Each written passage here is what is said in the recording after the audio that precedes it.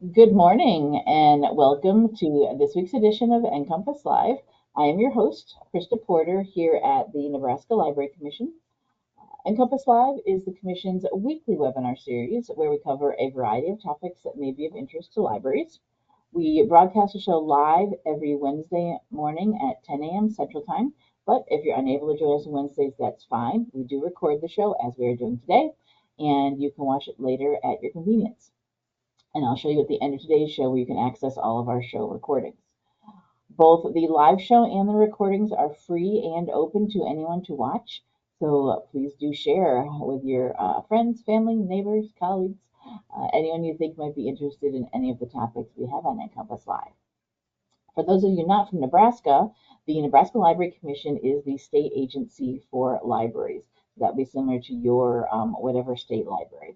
So we provide training and resources and databases and grants to all types of libraries in the state. So you will find shows on NCompass Live for all types of libraries. Public, academic, K-12, corrections, museums, archives, historical societies, I don't know, anything and everything. Really, our only criteria is it's something to do with libraries. We sometimes have Nebraska Library Commission staff that come on and talk about programs and resources and things we have available through the Commission, but we also bring in guest speakers, and that is what we have today. Joining us this morning is Jennifer Norton. Good morning, Jennifer. Good morning. And she is Library Director at Lexington Public Library here in Lexington, Nebraska. And she's going to talk about some family and community programming they've done at their library. Successes and fails. You can learn from both. I'm a strong believer of learning. Failing is okay.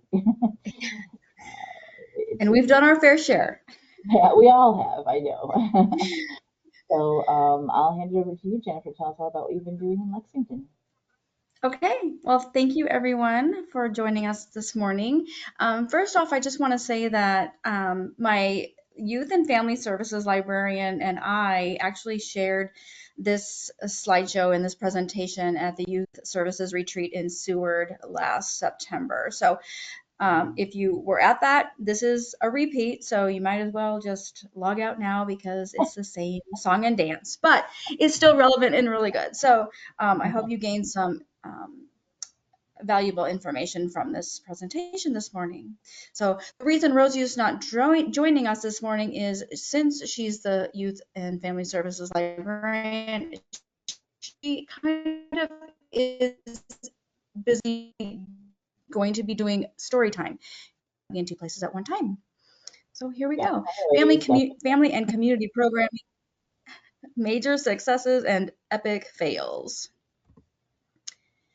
So first off, I'd like to talk about some of the programs that we actually offer at the Lexington Public Library. Those include family fun nights, some community events or festivals, and some other special programs. So our family fun nights are a community program open to anybody pretty much, especially if you have children. They run September through April. It's the third Thursday of the month. We run it from 5:30 to 7 o'clock, and it's all about food, family, and fun. So we start the evening with food at 5:30. One of our I would say fails is we would put on the flyer the time range from 5:30 to 7, and then people would show up at 6:45 thinking they were going to get something to eat. So we basically now just say 5:30 and food is at 5:30, and by 6 o'clock we're on to our activities and other things that are going on for the family fun night. So here is a picture of one of our community partners, Keep Lexington Beautiful, and their mascot Garby. So this was one of our programs, I think a couple years ago in October probably. And then a flyer here just to show you that we are a very diverse community. So we try very hard to present our flyers in the languages most common in Lexington, that being English, Spanish, and Somali. We do send all of the flyers to the schools so that they can put them out on their platforms, the parent portals, so parents can have access to that, as well as posting flyers on Facebook around the community, word of mouth, you name it. We try it, short of standing on the street corner and with a megaphone. So usually these are actually theme related types of activities. January is our annual indoor snowball fight. I tell people it's the most fun you can have without getting wet or cold. Our very first family fun night in Lexington was September of 2021. I came to Lexington in July of 2021 and dumped family fun night idea onto Rosie.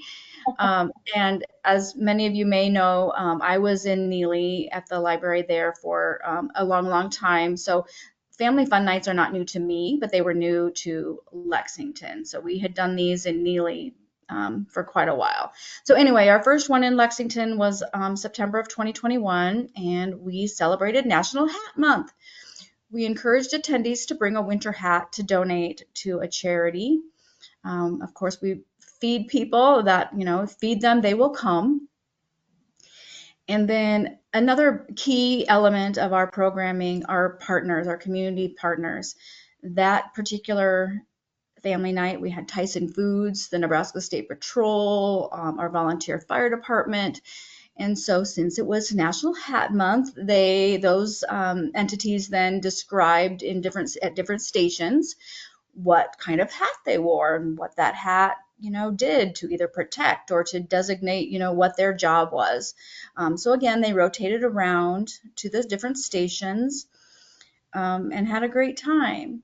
One of our epic fails, I will say, however, it being our first one and maybe not making it clear enough that we really would like people to bring a hat. Not many people did, but that's okay. The programs at the library, as you all probably know, we try to do as much as we can for free. So asking people to bring things sometimes is a disconnect for them. They don't always recognize that, oh, they want me to bring something. So maybe we'll try that one again. And if not, we learned.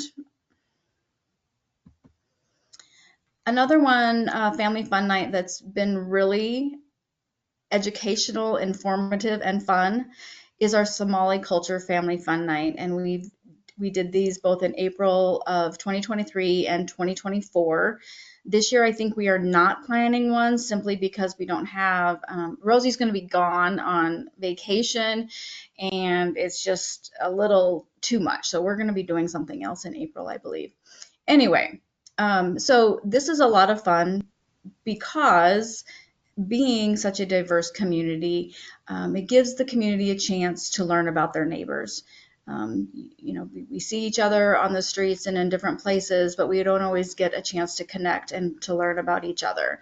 So this really gives the community and myself and our library staff also a chance to learn about another culture. So we recruit high school volunteers, and we have many. We simply have to email the high school librarian. She puts out a call for volunteers, and next thing you know, we've got oodles of kids wanting to do this. And for this family night in particular, Rosio knows a lot of people, so it's helpful that just her connections within the community, and she can reach out to individuals that she knows. But the volunteers from the high school are really key to this program because they are essentially presenting every part of the program. We start out with some Somalian food from a local restaurant, which is always really fun because not everyone has that type of food on a daily basis. And so we learn about their food customs and then their culture and their customs. We learn about their religion, some of their dances, and again, the attendees at the program just rotate around different stations. So in these pictures, you can see the couple pictures there, the girls are explaining about their ritual of the prayer rugs and of when they pray throughout the day and how they use the prayer rug. And then the bottom two pictures, the one on the left there is the girls actually doing some dances, and then the posing of the picture of some of the girls with myself and Rosie in there. So think this is a great idea. Definitely, you could do. I mean, a good way. You no matter what community you have, what you have, check Right. your demographics, check your census data, and see what Hmm. population is in already in your community or increasing. Exactly. There might have been a change too. I know some people for some reason you suddenly get an influx of a certain some people from a certain country. You didn't realize they were there. You thought you knew everyone that was all types of people that might be in your community, but check up on your census data every year and see. Census is done every 10 years, but they do annually updates to it as well. So Hmm. you can see what changes have happened lately. Yeah, great idea. So this is just some more pictures. You see the girls with their PowerPoint there on the left, and they're just telling a little bit about their Somali culture, their flag, where they are in the world, and things like that. Then a picture of the food, and that's always, I mean, my favorite part, of course, food. And then as you can see in the bottom right picture, we have a wide variety. We have a lot of our Hispanic community came out to learn about the culture, kids and adults alike. And then I think the middle picture, I'm not sure what they're doing there, but and then the left picture, they're teaching us some dances and yeah, um, fail, just you do have fun and no judgment. So I just want to share one special thing that I thought was really neat at one of the stations when the girls were discussing their religion. And we had an instance when there was a Hispanic lady who spoke very little English, if any, and her adult daughter, who's bilingual, communicating with the high school volunteers about a question that the mother had to the girls. And so the adult daughter was asking the question in English. The Somali girl would answer back in English. And of course, she'd also know Somali. But then the daughter would answer her mother with the answer from the Somali young lady. And just to see that connection between two very different cultures and the languages, and it was just really heartwarming, and exactly what the goal of those family nights are is the connection between people. So win. Then we have our community events and our festivals. One of them is our family fall family fun fest, and this is in October. We partner with Keep Lexington Beautiful, and we use it kind of as a fundraiser, but also, people do not have to purchase anything or take part in the money part of it. They can just come and enjoy the evening. So we have a meal of chili and desserts, which is provided by our Friends of the Library and our Mommies Club. We offer a silent auction, and again, those items are donated from local businesses, the Friends of the Library, the Mommies Club, and other individuals who we ask. We do a bake sale, hit up some of the local bakeries and individuals, the Mommies Club and the Friends. We love them. We couldn't do a lot of this without them. And then we have family games and activities. We do pumpkin painting and temporary tattoos. My husband spray painted some little cones to look like candy corn. We did a ring toss.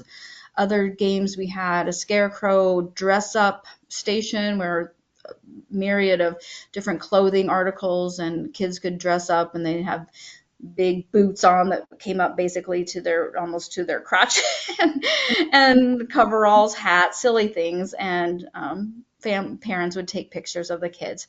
And we did a hayrack ride just around town, pulled by a pickup. It wasn't a horse and wagon.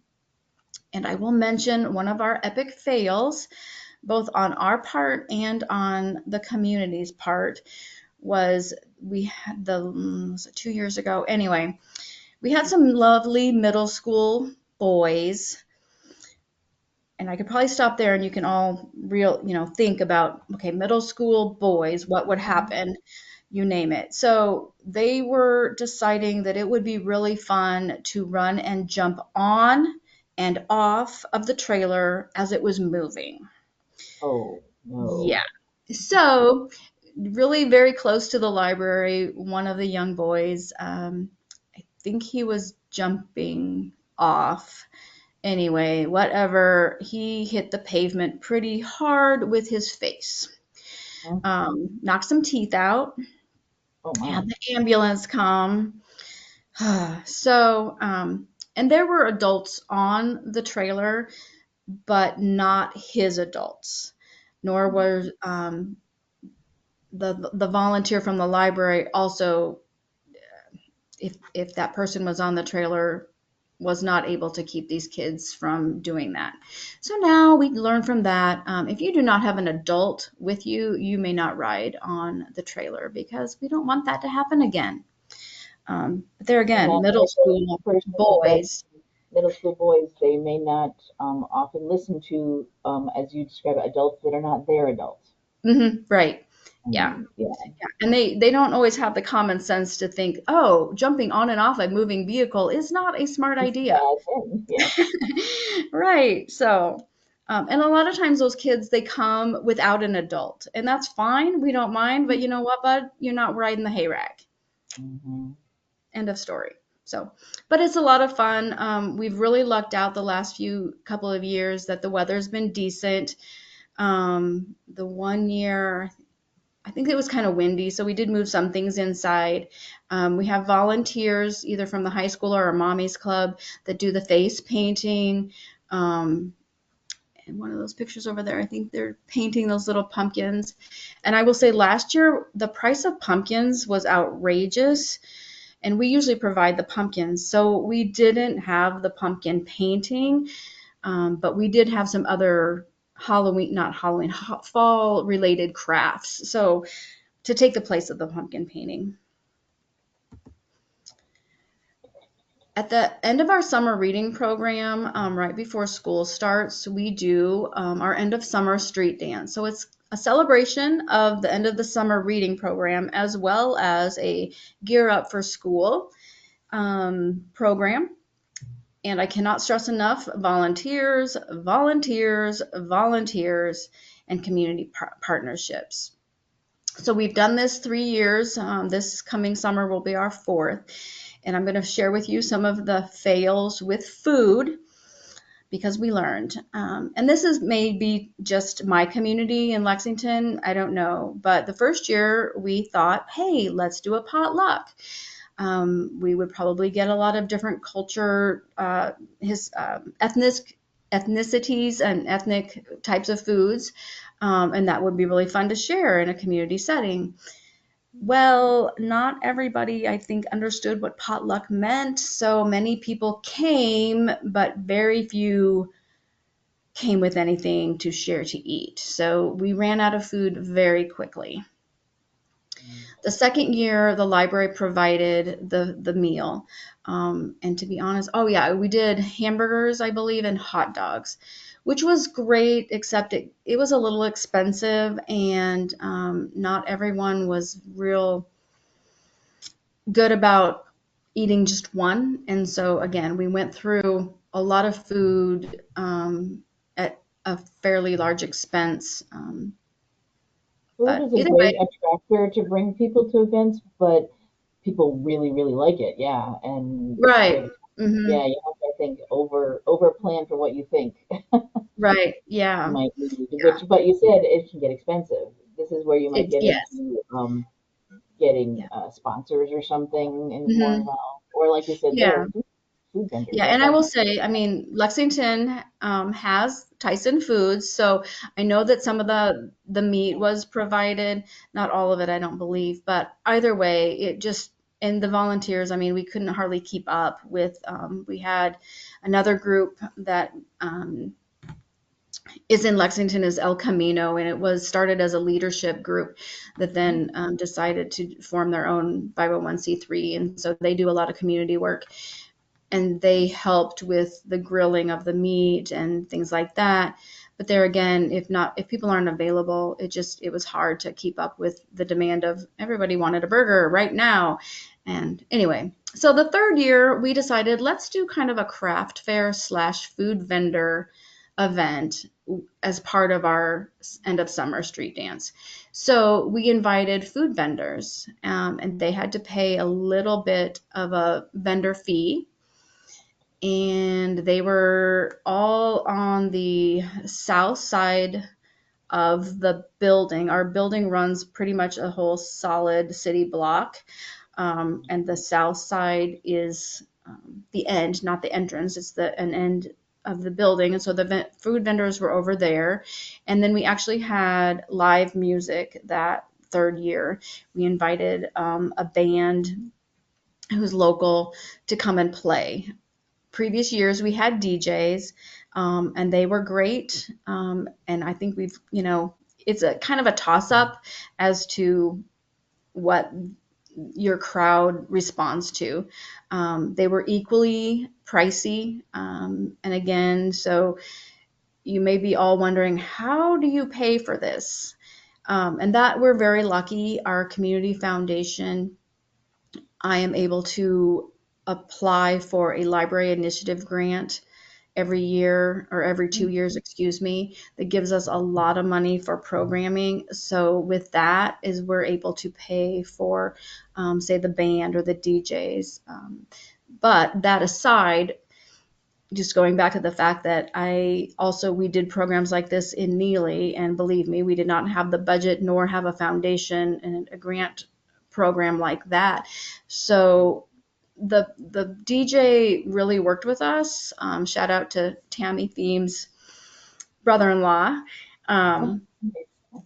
Anyway, so because we were a library and it's a community event, many entities, businesses, DJs of that type of sort want to do programs like this and will kind of give you a price break. So don't be afraid to look into it if you're thinking, oh my gosh, we can't afford this. It's doable. We did it in Neely on a shoestring, honestly. So again, and with the street dance, yeah, they dance, but mostly people just mill around and have a great time. We have games and activities along with the music. And a lot of the fun part with the music is, especially with the DJ, they'll do special things like the hokey pokey or the chicken dance, or different things like that. So where with live music, that didn't really happen, but it was a lot of fun. We had prizes to give with some of the different dance contests and different games that Rosie and I came up with. And again, the partners, so we relied on our community to donate some prizes, and there was nothing super big. We had some gift cards to local restaurants, and I'm trying to think where else. Anyway, but mostly gift cards to restaurants, and we had accumulated some stuff at the library, and that's like, okay, what are we doing with this stuff? Let's give this away. So it wasn't anything big. People were just had a great time, and if they want a coffee mug, they were thrilled. So it doesn't have to be big and elaborate.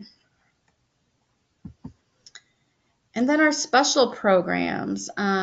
We have a summer safety workshop and bike rodeo, and that is held in May, right after school gets out. And we have this on a Wednesday morning during the same time that we have story time. So it starts at 10:30 and runs till noon, and we have various things, and I'll get to that probably in the next slide.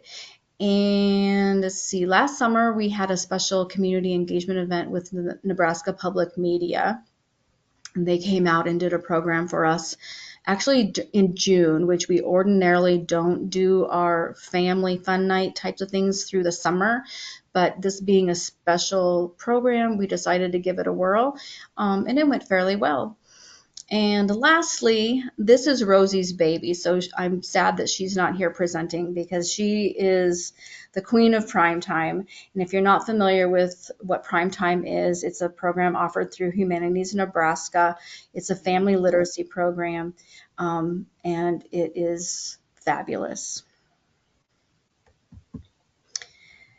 Okay, I'm going to talk about the power of partnerships, and I know I've talked about that a little bit throughout the presentation, but it's really important. Regardless of the size of community you are in, there are people who would be willing to help you.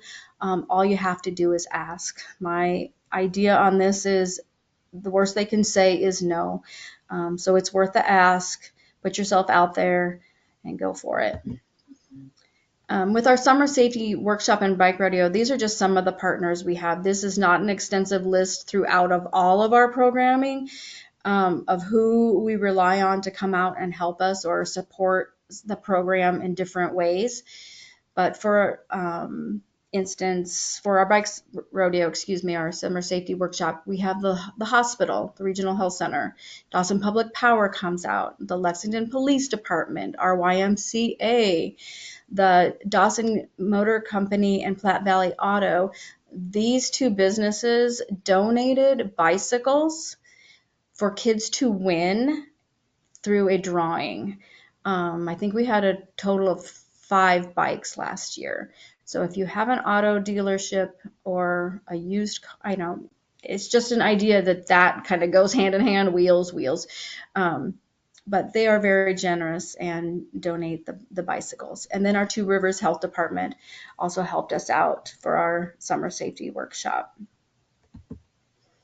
And here's just some pictures. The upper left with a young lady with the fan, that was our public power. They did a little workshop presentation on wind power. And the one on the top is that gentleman from the power company talking to the kiddos and the moms and dads there.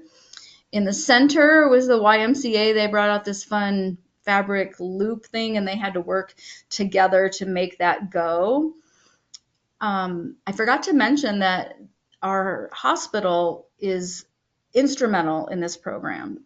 They pay for bike helmets. We order bike helmets through a company and give out a bike helmet to every single child and adult. If they have a bicycle and they need a helmet, we will give them a bike helmet. The hospital staff comes out and helps to fit those helmets, get those on the kiddos, talks to them about the importance of wearing your helmet so you don't break your noodle.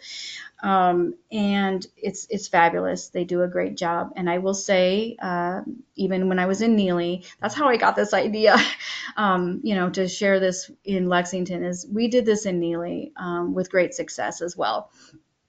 And the hospital helped out there. Those bike helmets, they're not super expensive. So your hospital, if they are willing to, if you have a hospital or even a medical clinic, if you're a satellite town, reach out to them. It's more than likely they'll say yes. Then in the lower left, you see the police department helping these kiddos through an obstacle course or a track or chalked lanes there and how to ride their bike safely. This is a little chaotic. Our first year, we had kids riding everywhere. So we kind of had to just reconstruct of how we ran the bike portion of the workshop, so we didn't have a major accident right in the front of the library. So we do ask the city if we can close the street off. We do that also with our street dance, I forgot to mention. So we close the street and everything just happens there in the block that the library sits. And off we go. And then in the bottom picture, we have, I think that's the health department. They're out there handing out some goodies and giving some information. I don't remember what they were talking about that day, but either way, take advantage of the people, the groups in your community that can help you out and support you because they want to get the visibility as well. So it's kind of a two-way street. They get the visibility, they support your program. It's a win-win. And then our summer family night with the Nebraska Public Media and Alma's Way. We did this in June. We actually did it on a Friday evening. We didn't have a huge turnout, but given the fact that we ordinarily don't do programs of a family nature during the summer, we were still pretty happy. I think we had like 40 or 45 people. It's summer when you're focusing on the summer reading. Right, we're doing some family reading, and it's hard. I mean, we're competing. Every community is competing with ball, vacation, swimming lessons, what have you. So trying to find a day or a time when families are actually available to come, collectively is hard. So yes, we're doing other programs through the summer, but in the evenings, people are doing other things, and we want them to be active and out, not necessarily always here, Mhm. but, participating in the things that their community provides. So we gave it a whirl. And like I said, it wasn't as big as some of our other family nights, but it was a lot of fun. And those who did come had a good time. So we did have another partner who provided our food for us. Our Lexington Community for Kids organization donated the hot dogs and the chips and the condiments. Um, and so hot dogs and, what a better summer meal. And the Alma's Way program is centered around community art. So they did have various stations, and the families just rotated around to each and every little station they had. I think there was 3 or 4 different stations. And then Alma was also here, and that was fun for the kiddos and their families to meet Alma. And the best part of this program is that Rosio and I just kind of had to sit back and watch it happen because Nebraska Public Media brought everything, all the supplies, other than the food part for us. But they brought the supplies, they brought the people, they brought Alma. It was a lot of fun. And when you get to actually kind of sit back and participate in the program instead of running it, that to me is a success. And just some more pictures. So there's Alma. There's some kiddos constructing. I think they had to construct some sort of um, building or something with paper.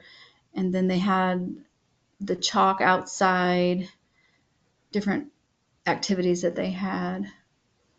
So I would say even in the summer, even if we had 40 or so people, that's pretty good as comparatively to our other family nights are anywhere from 60 to a couple hundred, depending on the event and the time of year it is. Well, I'm glad you mentioned that because somebody had just typed a question, wanted to know how many people are you getting at these events generally. So, Yeah, yeah. You know, if we get only a few people, it's disappointing. But I guess also I think, we've reached somebody and we try, and you have to keep trying and doing things. I honestly feel like the growth in our programs has come from word of mouth. People come, people share that what they did and had fun at the library. Next thing you know, they're bringing some friends of theirs with families, and so it's grown. And it does actually, as with every community, depends on the weather, depends on what else is going on in the community at the same day or time. So there's a lot of different factors. So I guess, keep trying.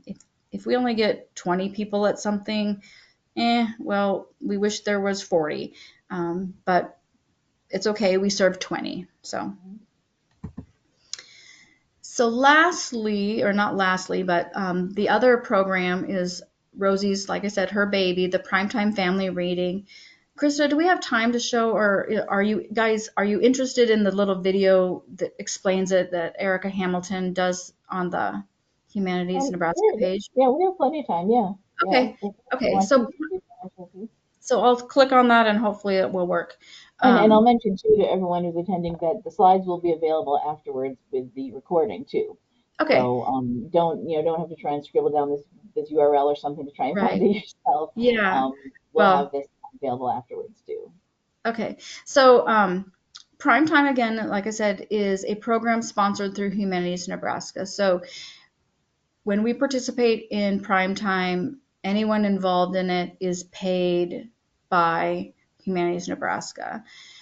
So we have storytellers, we have liaisons, we have a director or coordinator who is Rosie. Rosie does the coordinating of the Primetime Family Reading Program. But the purpose and the goal of Primetime is to teach parents and children the importance of reading, and it fosters a love for books in an engaging and secure setting. And isn't that what we are all trying to do at the library? So it makes perfect sense to host this program. So I'll click on this and hopefully you'll be able to see it. And this is Erica Hamilton. I can see it. It's loading. Find out what your DNA says about you. Introducing the Genetic Insights Project, a community health research program. Oops. Sorry, I don't know why that's. There we go.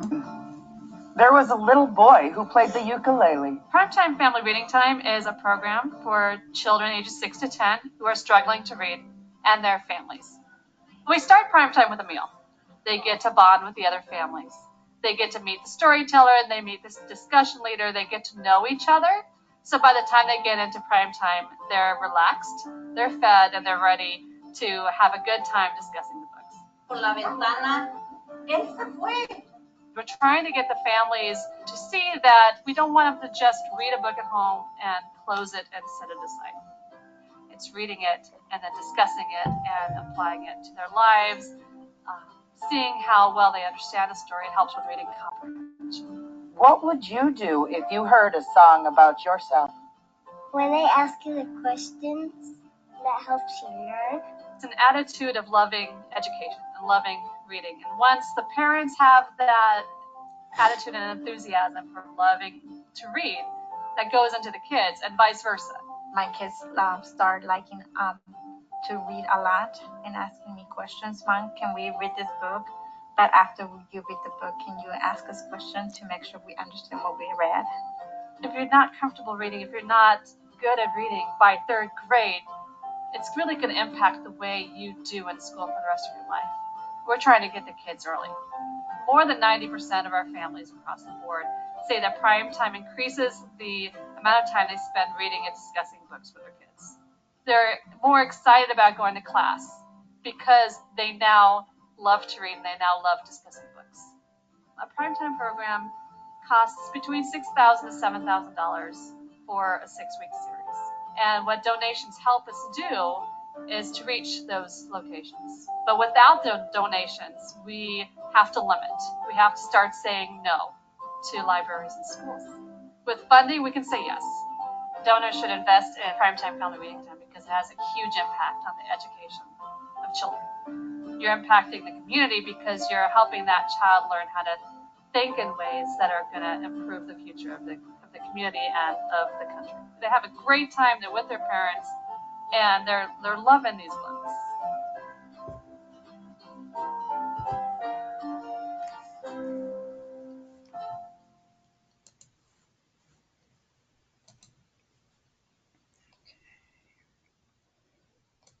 Oops, sorry. No, it's all good.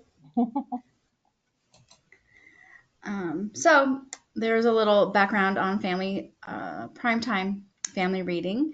It is one of the most successful programs that we do run. We try to limit it to 15 families, just one, what the space we have available, and two, to make the biggest and best impact. When you get too large of a crowd, you can't have that in one-on-one or individual connection with people and their family and the parents and kids together. Right now, we are in the middle of our primetime preschool family reading program, and again, it's a 6-week program. There is a primetime preschool, so those are for children 3 years to 5 years, and then there's a primetime family reading time or family reading, which focuses more on elementary age students. So right now we're doing the preschool program. The thing that's really nice about the preschool is the books that we are reading, each family then gets a copy of each book that is read throughout the 6 weeks, and they get to keep those books. They add those to their own library. It's really pretty cool. Because of the lack of funding or the how expensive it gets to be, the other age group, they get to borrow those books. They take them home at the end of the program with the book that we read that day, and then they bring them back the next week then to swap them out with the following book. So, and a lot like our family fun nights, food, and that's integral to primetime, is starting with a meal. That's part of the budget with Humanities Nebraska, is for food. And then we have 2 storytellers. I am a storyteller, and we have another young lady who is a storyteller, and she reads in Spanish. Of course, I read in English. So it's bilingual, and of course, because we're Lexington, that is essential, and it's really great to see the interaction between the kids and the parents, reacting and engaging with the story, both in English and in Spanish. And of course, we rely on some volunteers to make that happen. The video said that it costs $6,000 some odd dollars to Humanities Nebraska. What is the cost of the library though? How much does it cost you to bring them in? It doesn't cost us anything. Okay. So that's Yeah. why she was mentioning, Erica was mentioning the donations to Humanities Nebraska help them Right. to Right. libraries Right. work. So no cost from Humanities Nebraska. Yeah. Right. From Nebraska to the library. Exactly. Yes. So we run our program on Friday evenings. The library closes at 5. Prime time starts at about 5:15, 5:30 to 7. So my time, Rosie's time, our other staff member who is part of prime time, they are not on the clock for the library. They're on the clock for Humanities Nebraska, and Humanities Nebraska pays those people working with that program. So it's not, wages do not come out of the library budget for this. Some planning time comes out of the library time budget, when you're at work, but I guess I chalk that up to it is essentially a library program. So we would be doing something other related library. So I don't really think twice about that. And then, like I said, the food, Rosie has gotten different restaurants around town to not cater, but to she buys food from them, or pizza from Little Caesars. So she again uses those community partners and those connections that we've made with the library and different places throughout in the community to provide our food. And these are just some pictures, and we could have pictures all day long of prime time. So like Erica mentioned in the video, there's storytellers both in English and in Spanish. The one on the upper left-hand corner, that's our preschool kiddos. We do it in our story time area. They read the story, and then generally then we break up to different stations with activities focusing on the book that the kiddos were read to the kiddos. All along, again, and for librarians, this is kind of a no-brainer. When you're reading the story, you're engaging with the kids and the families, and you're asking questions related to the book. And then again, it's really meant to model to parents and caregivers how to engage with kids using books. And so a lot of connection within the different families and the kids themselves. And they're always very sad when it's week 6. And you can see in the bottom right-hand corner that piñata. Rosie always does like a celebration of the end of prime time with a little party. So usually a piñata is included in that celebration. So always fun. Before we get to the final tips and takeaways, I do want to share with you another program that is not part. Can you see my screen there? Yeah, the Conversation Club. Yeah, Conversation Club. So this is relatively new. A staff member, library assistant Kevin Zalea, came to me with this idea of having a conversation club in which people who are interested in learning a different language, say if you're an English speaker and you want to learn Spanish or vice versa, then you come to the library, and a bilingual person is then paired with a monolingual person to help learn the relative to the language that you're wanting to learn more about. And I'm like, sure, go for it. We'll see what happens. And I will say this has been a huge success. It's been running since January. I think the first night that we had it, there were 30 people visiting and talking and learning languages others than their own native language. And then let's see, go down. These are some pictures of, this was, I think, just 2 weeks ago, maybe. So Kevin sets up different tables with maybe some prompts. And you don't have to do these necessarily. But it gives people a chance to practice some specifics in language learning. Here they're connecting. I think one of the really neat things that I've noticed about this program is the intergenerational aspect of it. You can see there's a high school kid with an adult lady. There's an older gentleman in the cap speaking with, that gal's probably in her maybe 30s. And there's Kevin in the middle talking about, I don't know what he's talking about. Who knows with Kevin, but just teasing. Let's see. There's Antonio again.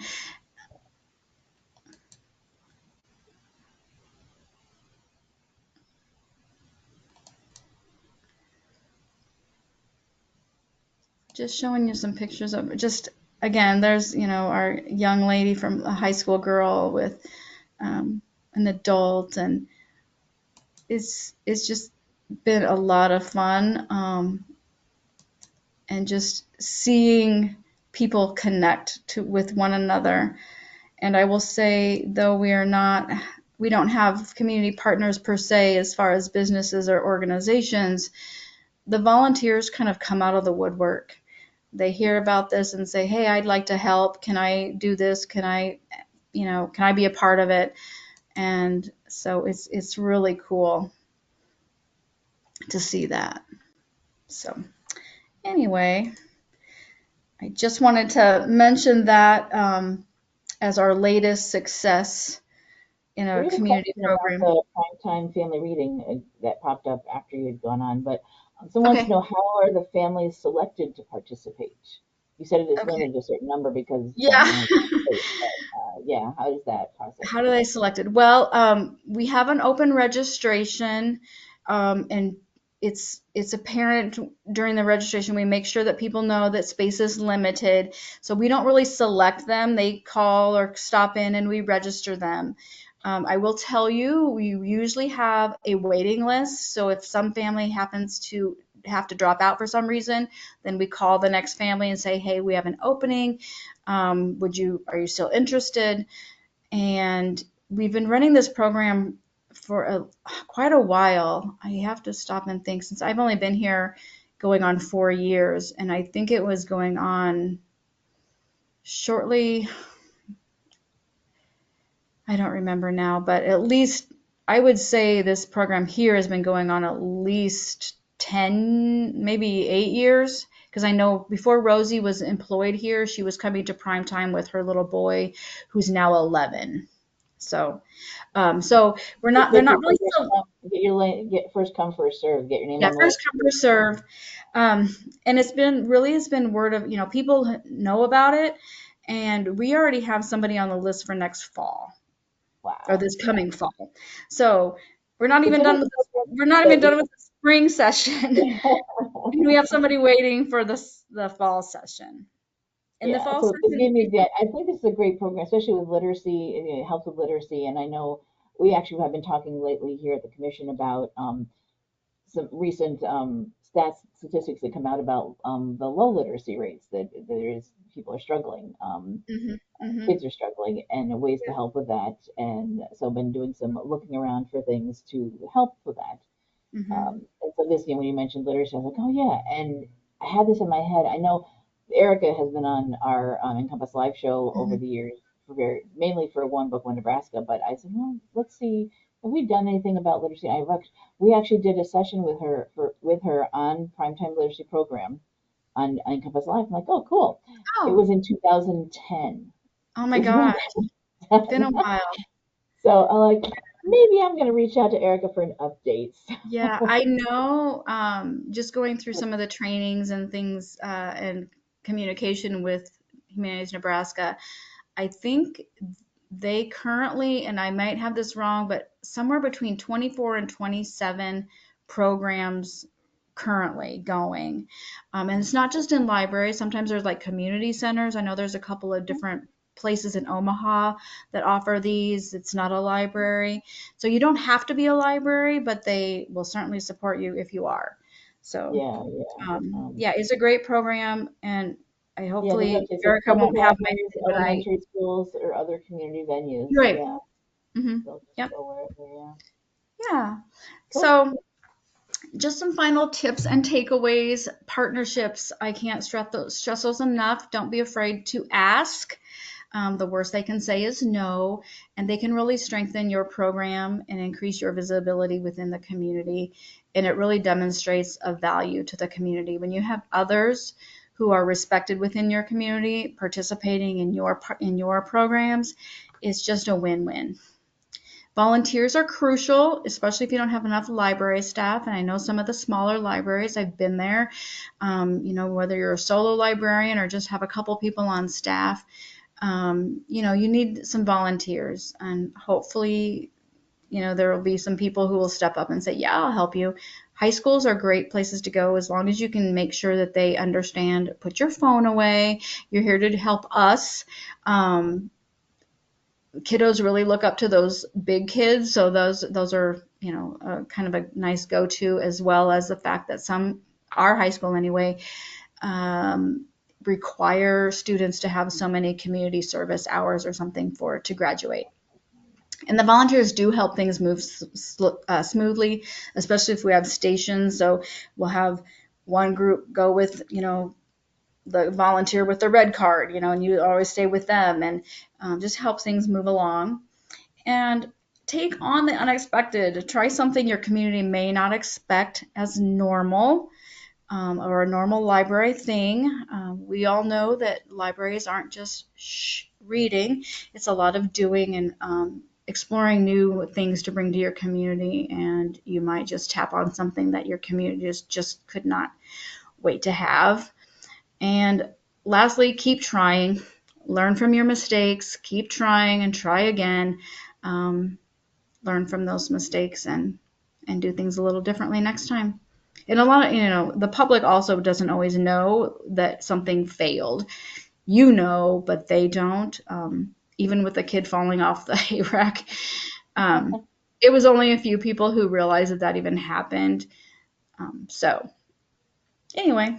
I mean, you were talking about, the number of people you have at some of these events, and we only had 20. But for those 20 people, they don't know what you were expecting. Exactly. Yeah. They thought it was great. They did the whole event, the project, the program, and then, like you said, told other people about it. Mm-hmm. Then, so yeah. Yeah. Definitely. Exactly. Networking and word of mouth are huge, I think. Yes. Yep. Yeah. So I know, Krista, you've asked a couple of questions that people have had throughout, but any other questions? If you have any other questions you want to ask, you can type into the questions section of your GoToWebinar interface. Up near the top, there's a little dialog box with a question mark on it. If you click on that, that'll open up where you can type in any questions you have. And I'm gathering them here. We do have a few minutes still left in our hour, so anything that you want to ask about, or if you've done anything like this at your libraries that has been really successful, or a fail that you learned from, you can share that as well. As I said earlier, while I'm waiting to see if anything comes up, the slides will be available later. Jennifer, you can send me, it's a PowerPoint, you can send me the slides themselves if you want to.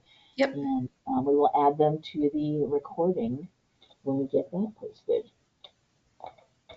See if anybody has anything else they want to share. I guess one thing I would add, and obviously the PowerPoint had a lot of pictures included in it. We post a lot of that stuff to Facebook. Our newspaper is awesome about sending somebody to come cover what's going on at the library. So that visibility then adds to the next program that we were planning. It's like, oh, did you see the library did this? And then, they're looking then for the next thing. And then we'll attend after sometimes seeing something on Facebook or in the newspaper, say. Oh yeah, definitely spreading the word and Spreading the word. what you're doing. Get people's attention. Yeah, whatever social media you're using out there, yeah, put stuff out on it. Yeah. All right. Well, I don't see any last minute desperate questions coming in. Okay. That's okay. If you do have anything you want to ask of Jennifer about what she's done, you can find her on the contact her through the library's website. I do believe I have a link on our session page for that to the library's webpage, so you can get to it from there. I am going to pull presenter control back to me if I can do this. Okay, presenter. Yes. Share. Well, thank you, everyone. Okay. Yeah. Thank you so much, Jennifer. I'm so glad we were able to have you on for this to share about this. This was, for those of you who know, we do our Big Talk from Small Libraries online conference every year, and it was just at the end of last month. It's always last Friday in February, and Jennifer did submit this as a proposal, but we have too many sessions to get. We get proposals for that can fit in a single day. So many of our following NCompass live shows end up being I don't want to say leftovers, but you only have so many hours, in a 1 day conference. So anything that didn't fit, I always offer up doing an NCompass live instead. And this was when we were able to bring over. So I'm really glad we got to get this out there. Even though you already did it at our youth services retreat, that's fine. Yeah. Well, and I was going to say, Krista, at the Big Talk from Small Libraries, there was a couple of presentations. One, I think, on community partnerships. I can't remember which library presented that, but it was very applicable to kind of what I had to, and building those partnerships and connections. Same kind of thing, yeah. And I am working on those recordings. They are being, well, not at the very moment I'm doing the show right now. I'm working at editing all of those recordings, so they should be available. My goal is by the end of this week. Keep your eyes open for Big Talk recordings coming up. But for NCompass Live, we've got some thank yous coming through. Thank you, Jennifer. Thank you, Krista. Thank you. Yeah.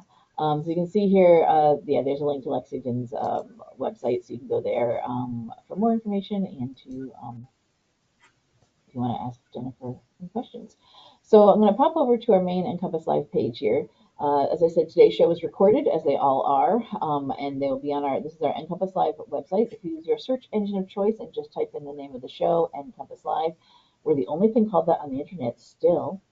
So you can find our webpage here with our upcoming shows, but right underneath there is a link to our archive shows. Most recent one at the top of the page. Today's will be up there by the end of the day tomorrow. With a link to the recording on the Library Commission's YouTube channel and a link to the slides as well. You can watch that here. Everyone who attended today's show and registered today's show will get an email from me when I post that out to our mailing list, also letting you know when the recording is ready. We also put out on our social media, if you notice from some of our pages, we do have a Facebook page for NCompass Live. We post reminders here, log in for today's show, announcements of upcoming shows, and here's a recording for last week's. And we use the hashtag NCompLive to post out onto the Library Commission's Twitter and Instagram as well. So you can find other announcements about it out there as well. While I'm here, I'll show you can search our show archives like I did before to see if we've done anything on a particular topic. You can search the full show archive by default or just most recent 12 months if you want something very current. That is because this is, and I'll show you what I did before. I searched for Erica Hamilton from Nebraska. This is our show archives going back to when NCompass Live first premiered, which was in January 2009. So this is the 17th year of the show. Oh my gosh. But we have all of our show recordings here. And you can see here when I looked up Erica, we got things from One Book of Nebraska, State Poet, and then, like I said, Primetime Family Reading Time from back in 2010. So if you do watch any of our show archives, just pay attention to the original broadcast dates of the shows. Many things we find to watch stand the test of time. be good, useful information. But some things become old and outdated. Links might be broken. Services may have changed drastically or no longer exist. People may work at a different place than when they posted for us. Erica's still at Communities Nebraska, but some people move around, as Jennifer said she has. So just be aware of that when you're watching any of our show archives. All right, so that's it for today's show. Next week, and I just announced this yesterday, we just got it on the schedule. Next week, our topic is civic engagement for Nebraska Public Libraries. This is a session that just got, we had a little scheduling issues this month with our Pretty Sweet Tech show. Usually the last Wednesday of the month is always Pretty Sweet Tech. That is when our technology innovation librarian, Amanda Sweet, comes on the show and does this session. And you see I've got her here in April and May. Well, next week, not next week, 2 weeks from now, the last week of this month is the Computers in Libraries Conference, and she'll be in Washington, D.C. attending that. So we bumped her session back to the 19th. Then, due to some bad weather we had last month, a workshop she was doing in the state got rescheduled this month to next week.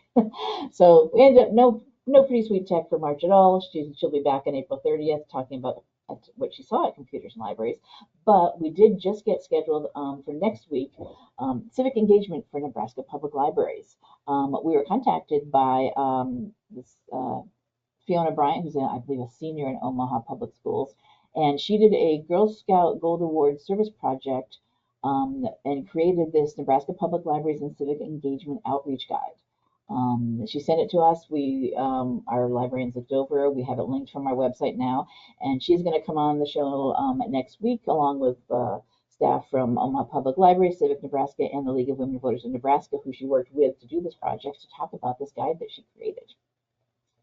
So please do join us, sign up for that show, which will be next Wednesday. And also join us for any of the other shows you see on our schedule here. Thank you, Jennifer. Thank you, everyone, for being here today. And hopefully we'll see you all on a future episode of NCompass Live. Bye-bye. Thanks, Krista. Thanks, Jennifer. All right. See you later. See you later. Bye-bye. Bye-bye.